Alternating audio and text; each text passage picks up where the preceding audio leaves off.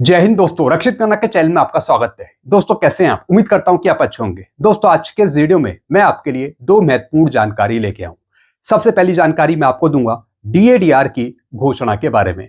जैसा आपको पता है आज है बुधवार और हर एक बुधवार को यूनियन कैबिनेट की मीटिंग होती है। तो दोस्तों क्या आज यूनियन कैबिनेट की मीटिंग हुई या नहीं हुई? क्या है अपडेट? क्या आपका डीएडीआर 60% अप्रूव हुआ या नहीं हुआ? तो दोस्तों एक छोटी सी अपडेट दूंगा डीएडीआर की घोषणा के बारे में।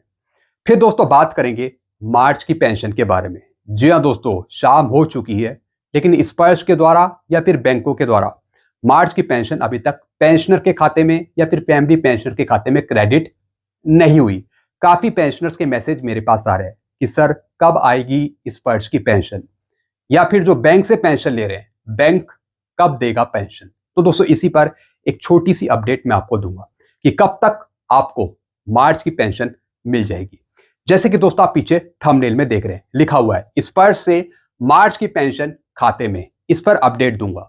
डीएडीआर की घोषणा क्या आपकी हुई या नहीं हुई, इस पर अपडेट दूंगा। तो दोस्तों इन्हीं दो विषयों पर जानकारी प्राप्त करेंगे।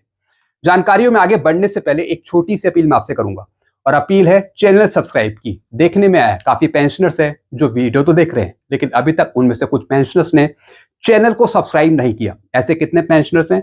सिर्फ 37%। और कितनों ने किया है? 62%। तो मैं आपसे अपील कर रहा हूं, अगर आपने अभी तक चैनल को सब्सक्राइब नहीं किया तो फटाफट सबसे पहले आप चैनल को सब्सक्राइब कर लीजिए ताकि आपको सही जानकारियां, ऑथेंटिक जानकारियां, नई जानकारियां आपको तुरंत मिल सके।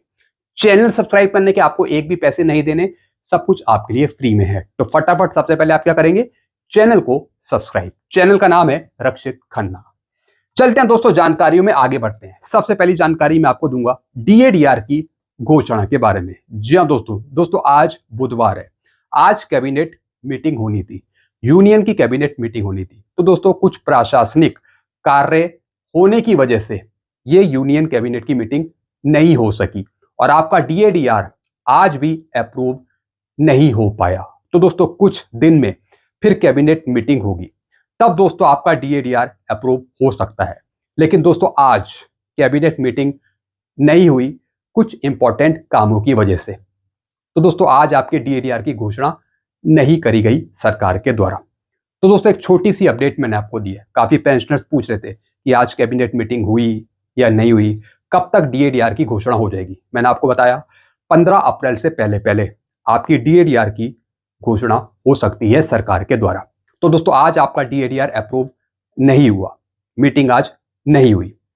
फिर दोस्तों मैं बात करूंगा मार्च की पेंशन के बारे में। जी हाँ दोस्तों, काफी पेंशनर्स, फैमिली पेंशनर्स मेरे से सवाल कर रहे हैं कि सर अभी तक शाम हो चुकी है, अभी तक मार्च की पेंशन क्रेडिट नहीं हुई।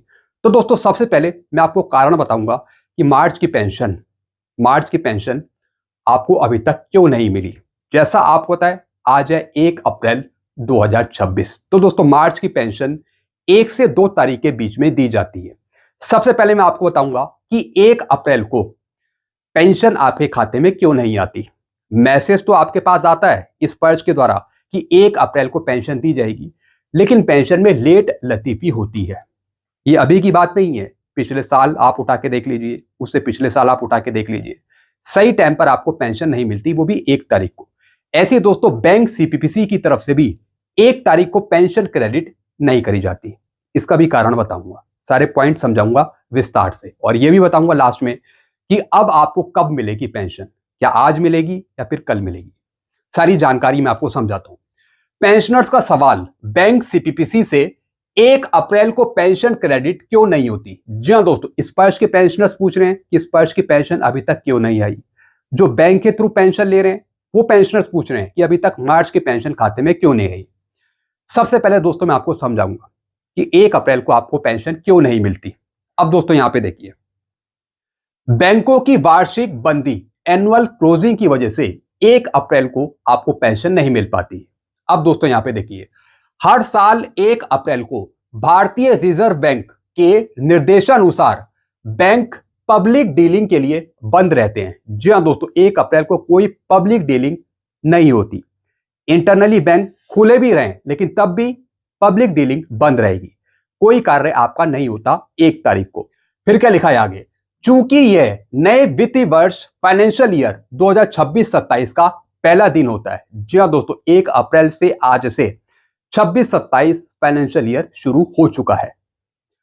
बैंक अपनी पिछली साल की लेखा पुस्तकों, अकाउंटिंग बुक को क्लोज करने और नए सिरे से मिलान करने में व्यस्त होते हैं। जी हाँ दोस्तों, जैसा आपको होता है, चाहे अकाउंट ऑफिस हो गया, चाहे बैंक हो गया, या फिर कोई डिपार्टमेंट हो गया, उनको अपना काम निपटाना होता है 31 मार्च तक। तो दोस्तों 1 अप्रैल से तो नया वित्तीय वर्ष शुरू हो जाता है और बाकी जो पुराना काम है उसकी रिपोर्ट भी बनानी होती है, यानी पुराना फाइनेंशियल ईयर क्लोज करके नए फाइनेंशियल ईयर में जाना होता है।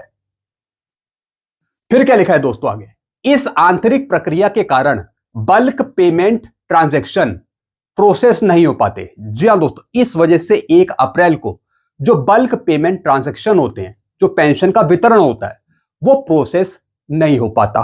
तो दोस्तों इस कारण से सही टाइम पे आपको 1 अप्रैल को पेंशन नहीं दी जाती।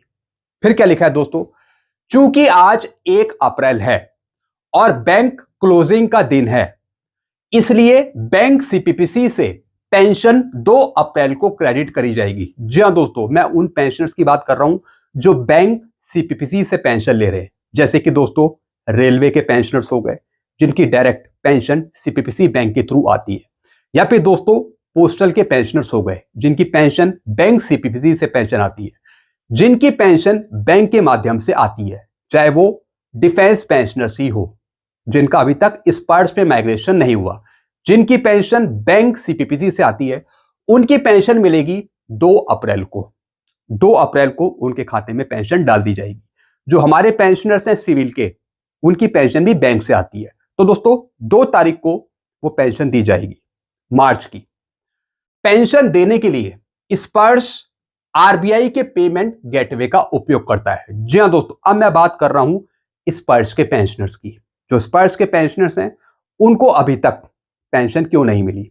अब दोस्तों यहां पे देखिए स्पर्श किस तरीके से आपको पेंशन देता है, जरा एक छोटी सी प्रक्रिया में आपको समझा देता हूं।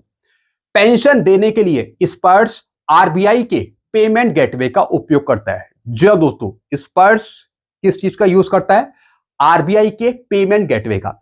यानी जो आपकी पेंशन है आती तो स्पर्श से है, लेकिन दोस्तों स्पर्श एक फाइल बना के आरबीआई को ट्रांसफर करता है। स्पर्श सिस्टम सभी पेंशनर की लिस्ट और उनकी पेंशन बनाकर डाटा तैयार करता है। जी हाँ दोस्तों, स्पर्श एक पूरा सॉफ्टवेयर है, पूरा एक सॉफ्टवेयर है जिसमें आपकी टोटल पेंशन मेंशन होती है, वो भी लिस्ट वाइज, अलग अलग पेंशनर्स वाइज। तो दोस्तों आपका डेटा स्पर्श तैयार करता है और सीधे आरबीआई को भेजता है। जी हाँ दोस्तों, रिजर्व बैंक ऑफ इंडिया को डायरेक्ट भेजता है। आरबीआई वहां से आपके बैंक खाते में एनईएफटी या फिर आरटीजीएस के माध्यम से पैसा ट्रांसफर करता है। जी हाँ दोस्तों, जैसा आपको पता है 1 अप्रैल का आपके पास मैसेज आया कि 1 अप्रैल को पेंशन आएगी, तो दोस्तों स्पर्श ने पूरी तैयारी कर दी थी, पूरी तैयारी कर दी थी। अब दोस्तों जो पेमेंट गेटवे है वो आरबीआई के द्वारा पूरा किया जाता है। जी हाँ दोस्तों, स्पर्श पूरा डाटा बनाकर आरबीआई के थ्रू पेमेंट करवाता है आपको पेंशन देने के लिए, या तो आरटीजीएस के माध्यम से या फिर एनईएफटी के माध्यम से। और दोस्तों ये प्रोसेस पूरी होती है आरबीआई के द्वारा। स्पर्श ने तो अपलोड कर दी पेंशन 1 अप्रैल का मैसेज भेजकर, लेकिन पेंशन प्रोसेसिंग में देरी होती है। जैसा मैंने आपको बताया आरबीआई की तरफ से ये गेटवे पूरा किया जाता है। तो दोस्तों आपकी जो पेंशन है वो आपके खाते में आती है आरबीआई के माध्यम से, आरटीजीएस या फिर दोस्तों एनईएफटी के थ्रू। फिर क्या लिखा है दोस्तों, स्पर्श की पेंशन आज शाम या फिर रात से क्रेडिट होना शुरू हो सकती है। जी हाँ दोस्तों, जो आपकी स्पर्श की पेंशन है वो दोस्तों लेट नाइट या फिर रात में क्रेडिट हो सकती है आपके खाते में। तो दोस्तों आप बैलेंस चेक करते रहिए, जो आपका अकाउंट है वो लगातार आप चेक करते रहिए। 1 से 2 अप्रैल के बीच पेंशनर्स को पेंशन मिलेगी स्पर्श से। जी हाँ दोस्तों, अगर लेट नाइट क्रेडिट नहीं होती तो फिर दोस्तों 2 तारीख को 12 बजे के बाद 2 अप्रैल शुरू हो जाएगा, तब दोस्तों आपको पेंशन देखने को मिलेगी स्पर्श के द्वारा।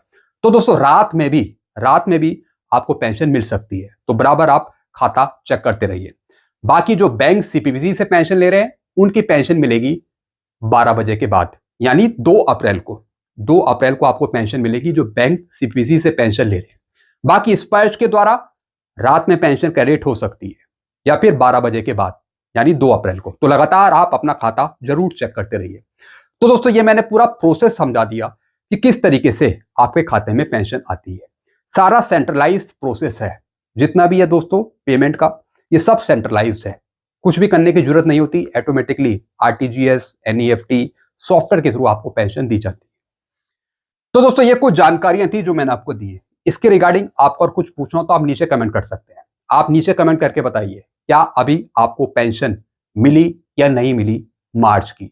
अगर आप स्पर्श के थ्रू पेंशन ले रहे हैं या फिर बैंक के थ्रू पेंशन ले रहे हैं, जरा कमेंट करके जरूर बता दीजिए क्या आपको पेंशन मिली या नहीं मिली। जरा कमेंट में जरूर बताइएगा। तो दोस्तों बस यही जानकारियां थी जो मैंने आपको दी है। कुछ पूछना हो तो आप नीचे कमेंट कर सकते हैं। ऐसी जानकारी आपको कंटिन्यू मिलती रहेगी। इसी तरह चैनल को सब्सक्राइब कर लीजिए और वीडियो को शेयर करना मत भूलिएगा। चैनल का नाम है Rakshit Khanna. Thank you so much.